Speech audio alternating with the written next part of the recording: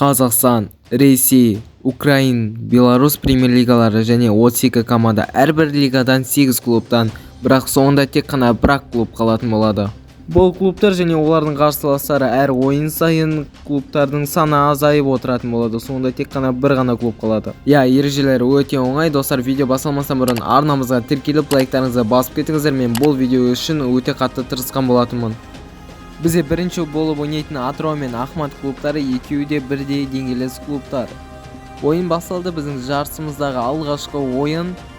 Ифионг бұл жерде Адамбаевқа пас берді. Адамбаев енді Ифионгқа қайтадан пас берді және соққыға мүмкіндік, соққы және гол. Есеп 1-0. Атырау небәрі 6-шы минутта есепті ашты. Қазір доп атыраулықтарда. Ифионг алғарай беттеді, өзі шабуыл жасағысы келді, бірақ өтпей алғандықтан артқа пас берді, қайтадан Ифионгқа пас берді, бірақ гол сала алмай қалды. Ахмат клубы шабуылға көшті және керемет мүмкіндік, соққы, аттеген-ай, сәл ғана сантиметрлер ғана қалды. Ахмат клубы үшін өте керемет мүмкіндік, бірақ бұл жерде атыраулық ойыншы өте дөрекі ойнады. Және қорғаушы қызыл қағаз алып ойыннан шеттетілді. Қазір Ахмат клубы пенальти тебетін болады. Және қазір Ахмат клубының ойыншысы соққы жасады және гол. Есеп 1-1. Ахмат клубының ойыншысы есепті теңестіре алды. Осы шабуылдан кейін екі тарапта да шабуылдар бола қойған жоқ және нәтижесіз болды. Сондықтан да мен бұл жерлерді сіздерге тездетіп өткізе салғанды жөн көрдім және екінші таймда да қатты бір шабуылдар болған жоқ. Аса қатты, сондықтан да бірден пенальти сериясын көрсеткенді жөн көрдім. Атырау құрамасы тебетін болады және соққы, гол. Конате атты ойыншы соққы жасады және есеп 1-1. Қазір Атырау құрамасы тебеді және бұл жерде қақпашы керемет сейв жасады және бұл жерде Ахмат клубы тебетін болады. Есеп бұл жерде 2-1. Ахмат клубы алға шықты және енді Керімжанов тебетін болады.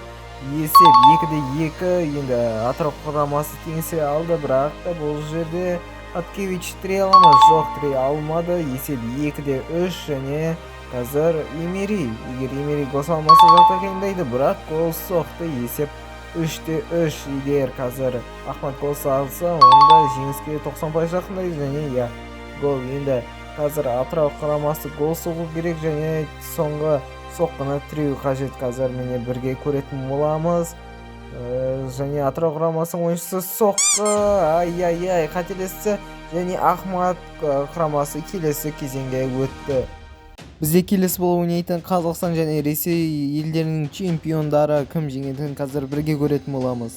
Өте керемет матч қазір басталды. Астана мен Зенит клубтары бір-біріне қарсы ойнайды. Екеуі де өте мықты клубтар. Дембо Дарбо қазір допты алды, керемет алдады, соққы жасады, бірақ қақпашы керемет сейв жасады. Бірінші тайм аяқталды, есеп 0-0, бірақ алда әлі бір тайм бар. Сол таймда хотя бы бір гол болатын шығар деген үміттеміз. Зенит құрамасы үшін өте керемет мүмкіндік. Қазір пас беруге болады, жоқ, бірақ соққы жасады, бірақ керемет сейв жасады Чондрич. Қазір Астана соңғы минуттары шабуылда және бұл жерде керемет пас және Урека. Ай-ай дегенде, бірақ бұл жерде пенальти.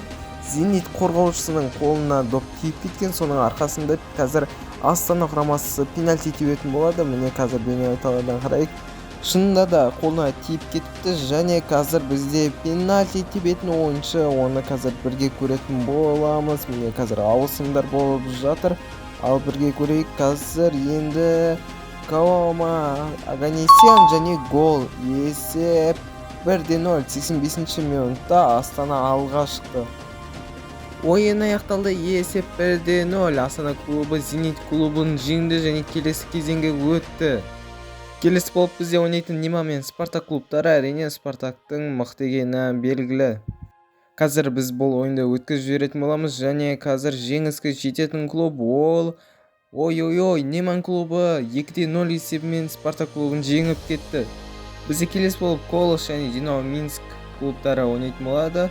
Ендеше қазір бірге көретін боламыз. Бұл ойынның есебін бірден көретін боламыз және жеңіске жеткен клуб ол өте керемет ойын болған. Колос клубы 3-2 есебімен жеңіске жеткен, бірақ Динамо Минск клубы да жеңісті бергісі келмеген. Келесі болып ЦСКА мен Шахтер клубтары екеуі де өте мықты клубтар.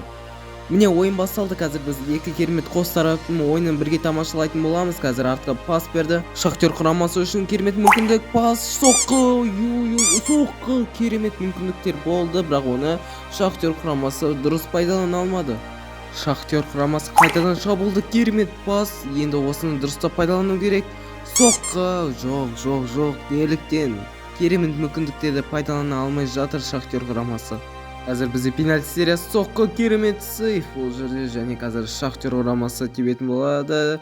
Акинфеев те тіреп тастады, есеп әлі 0-0, және Трубин тіреді соққыны, және бұл жерде Зубков гол соқты. Есеп 1-0, Шахтер құрамасы алға шықты, және Шалов деген ойыншы керемет гол соқты болды. Қазір міне Акинфеев тіре ала ма бұл допты? Қателік жіберді Шахтер құрамасының ойыншысы. Трубин құтқара алмады Шахтер құрамасын. Қазір міне Акинфеев және тіреді. Енді бізде қазір ЦСКА клубы алға шығып кетті. 2-1 есебімен. Қазір егер гол соқса, онда жеңімпаз атанатын болады. Қазір бірге көретін боламыз, және Мендес керемет сейф жасап тастады бұл жерде. Есеп 2-1. Әлі де Шахтер құрамасына мүмкіндік бар, және Акинфеев егер тіресе, онда жоқ, тіре алмады. Әлі ойын жалғасатын болады. Қазір бізде Гач дейма, сондай бір ойыншы тебеді, және қателік жіберді ол бізде. Қазір бізде енді Шахтер құрамасы егер гол соқса, жеңімпаз атанатын болады. Бірге көретін боламыз, және соққы, бұл допты да тіреп тастады Акинфеев, және тағы соқты ЦСКА клубы. Есеп 3-2. Барлық үміт Акинфеевта. Егер ол тіресе, қазір келесі кезеңге мәскеулік клуб өтетін болады. Ал соққы, және тіре алмай алды. Есеп 3-3. Қазір бізде соққы жасайды мәскеулік клуб, бірақ жоқ, өкінішке орай гол соға алмай қалды, және Акинфеев қазір тіре алмаса, онда бізде Шахтер клубы жеңіске жететін болады.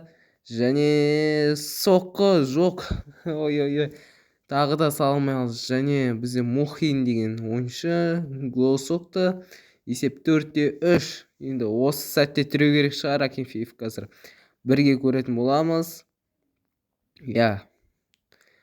Және соққы, жоқ, тағы да тіре алмады. Қазір енді бізде Мойзес деген ойыншы тебет, жоқ, тіреп тастады бұл жер. Гол болады деп ойлап өз басым, жоқ, бірақ қақпашы керемет сейф жасады, және қазір бізде соққы жасайды, және қалай гол соға алмай алды. Енді қақпашылар теуіп жатыр тіпті. Сонда бұл нешін шоқ? Акинфеев гол соға алмай қалды. Және бізде қазір Трубин деген ойыншы қақпашы қазір соққы жасайтын болады. Және ол да гол соға алмай қалды. Соққы, гол. Есеп 5-4.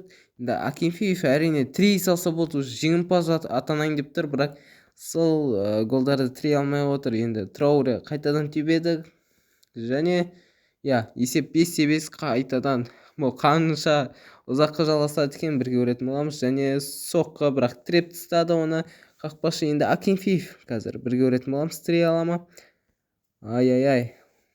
Өте зор мүмкіндік Шахтер клубына, бірақ жеңіске жетті Шахтер клубы. Мәскеулік клуб жеңіс тапты. Қазір бізде украиндық ұжымдар енді жеңіске жетуде. Міне, көріп тұрғандарыңыздай өздерінің жеңісін тойлауда украиндық клуб. Бізде келесі ойын Динамо Киев пен Торпедо арасындағы ойын. Қазір бірге кім жеңетінін көретін боламыз, және бірден қазір есепті көретін боламыз. Және жеңіске жеткен клуб ол Торпедо Белаз клубы. Әрине сенсация десек те болады. Әрине көп соққыны негізі бізде Динамо Киев клубы жасаған болатын. Келесі ойын ол Тобыл мен Рух арасындағы ойын. Қазір банағыдай бірден есепті көретін боламыз, және қазір бізде жеңіске жеткен клуб ол Тобыл клубы. Оңайлықпен есепке жеткен 3-1 клубымен, және 2 есе басымдықпен ойнаған.